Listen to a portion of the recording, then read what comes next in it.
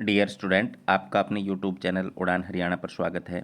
Dear student, आज हम class 8 science workbook के अंदर अध्याय 12 कुछ प्राकृतिक परिघटनाएं के प्रश्नोत्तर हल करने वाले हैं।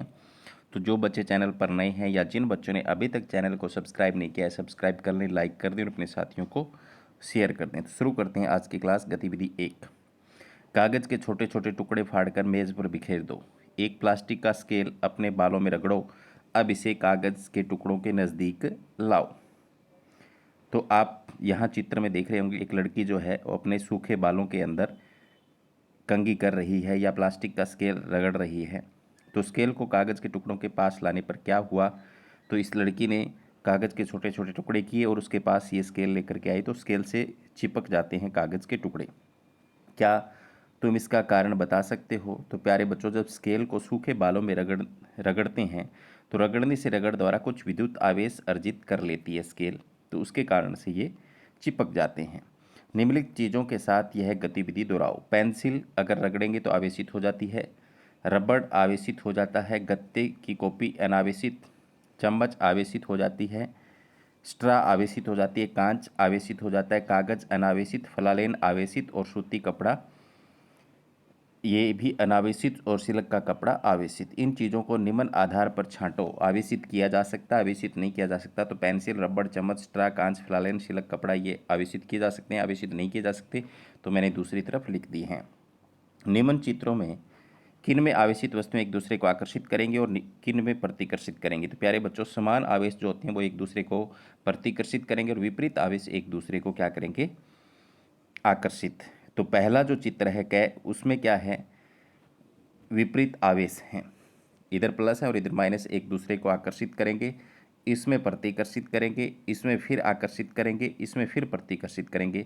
तो यहाँ पर मैंने उत्तर लिखा, कै और गै में विपरीत आवेश है तो एक दूसरे को आकर्षित करेंगे।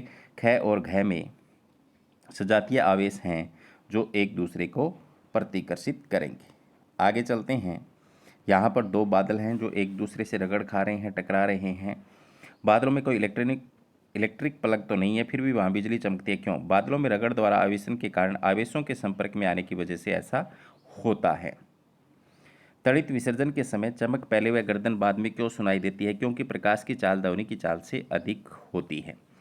बिजली चमकने तड़ित के समय कौन कौन सी प्राकृतिक परिघटनाएं होती है? जब बादलों में बने धन आवेश व ऋण आवेश मिलते हैं तो प्रकाश की चमकीली धारिता ध्वनि पैदा होती है, क्योंकि बीच में हवा होती है, वो उसकी कुचालक होती है, उनको मिलने से रोकती है। तो वहाँ पर जो है उसकी कारण से क्या होता है? चमकीली धारी और ध्वनि पैदा होगी। जब बिजली चमकती है तो हमें टीवी का स्विच बंद करने के लिए कहा जाता है। क्यों? क्योंकि इससे बिजली के गिरने से उनको कोई नुकसान न हो, इसलिए कहा जाता है। क्योंकि ज़्यादा पावर की जो बिजली है वो सप्लाई हो जाएगी हमारे घर के उपकरणों से और वो जल जाएंगे। बड़ी इमारतों को तड़ित आघात से बचाने के लिए क्या किया जाता है? तो तड़ित चालक लगाकर भू संपर्कण द्वारा ऐसा कर सकते हैं। तो ये यहाँ पर तड़ित चालक लगाया हुआ दिखाया हुआ है इस चित्र के अंदर। नीचे कुछ क्रियाएं दी गई हैं, इनमें से अचानक बिजली चमकने पर तुम कौन कौन से कार्य करोगे? सही क्रियाओं के आगे बने बादल में रंग भरो या सही का निशान लगाओ। तुम दोस्त को फ़ोन लगाओगे तो नहीं, गलत। जल्दी से किसी घर या छत के नीचे जाओगे, सही। धातु की चीज़ों से दूर हट जाओगे, बिल्कुल सही। एक ऊंची पहाड़ी पर जाकर झंडा फहराओगे, गलत। किसी बड़े पेड़ के नीचे शरण लोगे, गलत। तैरने के लिए जाओगे, गलत। आगे है, भूकंप के लिए समाज में कौन कौन सी कहानियाँ बताई गई, उनके बारे में घर या आसपास के बुजुर्गों से पता करके लिखो। तो पृथ्वी किसी सांड के सींग पर टिकी है, जब सांड पृथ्वी को दूसरे सींग पर ले जाता है तो भूकंप आता है। ये कहानियाँ हमारे प्रचलित होती है। भूकंप आने के कारणों को चित्र बनाकर समझाओ। तो पृथ्वी की प्लेटों में निरंतर गति होती है, जब एक दूसरे से रगड़ खाती है तो टक्कर के कारण प्लेटें एक दूसरे के नीचे चली जाती हैं, झटका लगता है, यही भूकंप है। तो इसका चित्र आप अपनी पाठ्य पुस्तक में से देख सकते हो, बिल्कुल साफ बना हुआ है। नीचे बना चित्र किसका है? तो प्यारे बच्चों, यहाँ पर ये भूकंप लेखी उपकरण है। क्या है? भूकंप लेखी उपकरण है। इसका उपयोग किस काम में होता है? तो भूकंप की तीव्रता मापने में होता है। यह उपकरण कैसे काम करता है? तो इस उपकरण में एक कंपायमान छड़ अथवा लोलक होती है जिसके एक सिरे पर पेन जुड़ा होता है, जिससे भूकंप कंपन के समय माप होती है। कितनी तीव्रता शक्ति का भूकंप रिएक्टर विनाशकारी होता है? तो 7 रिएक्टर से ज़्यादा, 7 या 7 से ज़्यादा। हम भूकंपों का आना रोक नहीं सकते, लेकिन आपदा के स्वरूप को पहचान कर अधिक सुरक्षित इमारतें बनाकर लोगों को भूकंप से सुरक्षा संबंधी प्रशिक्षण देकर इस विभीषिका के प्रभाव को कम कर सकते हैं। प्रश्न नंबर 12 है, भूकंप के झटके लगने की स्थिति में अपने बचाव के लिए तुम क्या क्या उपाय करोगे? यदि तुम घर में हो, मेज के नीचे बैठ जाएं, ऊंची व भारी वस्तुओं से दूर रहें, सिर को तकिए से ढक लें ताकि आपको नुकसान न हो। घर से बाहर हो तो भवनों, इमारतों तथा ऊपर जाती विद्युत लाइनों से दूर खुले स्थानों को खोजें एवं धरती पर लेट जाएं। किसी कार व बस में हो तो बाहर न निकलें। यदि तुम एक वास्तुकार आर्किटेक्ट हो तो भूकंप सुरक्षित मकान बनाने के लिए क्या क्या सुझाव दोगे? लिखो।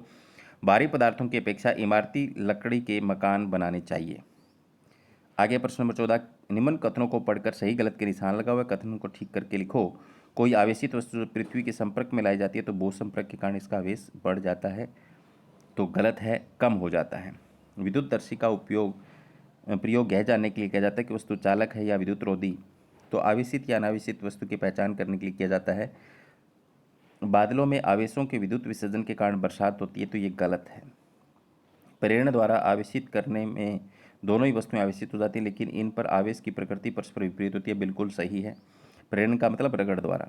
तड़ित चालक भूकंप के मानव के जानमाल को सुरक्षा प्रदान करते हैं। तड़ित चालक भूकंप से मानव के जानमाल को सुरक्षा प्रदान करते हैं, तो बिल्कुल ये सही है। आगे नीचे दिए गए वाक्यों को सही मिलान कीजिए। तो विसर्जन में क्या आएगा? आवेश की अधिक मात्रा का वायु द्वारा दूर तक प्रवाहित होना। प्रेरण में अनावेशित वस्तु के पास आवेशित वस्तु को लाने पर आवेशित कणों का पुनर्वितरण होना। भू संपर्क में क्या आएगा? तड़ित चालक की मोटी पट्टी भवन की दीवार से पृथ्वी तक ले जाना। मेघ गर्जन तड़ित के कारण चटकने की प्रबल आवाज़। विद्युतदर्शी आवेश की प्रकृति का पता लगाने में काम में आने वाला उपकरण। तो यहाँ पर इस तरीके से मैंने मिलान किया हुआ है। प्यारे बच्चों, ये थी आज की क्लास। उम्मीद करता हूँ कि आपको समझ में आया होगा। मिलते हैं नेक्स्ट क्लास में, तब तक के लिए बाय बाय, धन्यवाद।